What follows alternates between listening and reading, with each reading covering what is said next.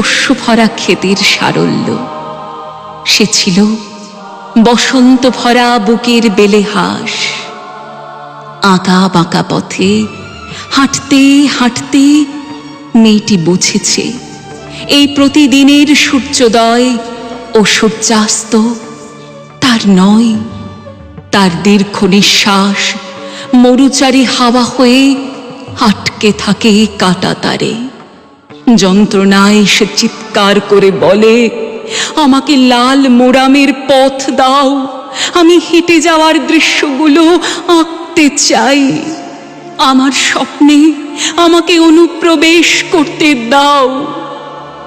মেয়েটির ভেসে গেছে রাজকন্যা হওয়ার গল্পগাছা ও পাড়াপাড়ির খেয়া খাট।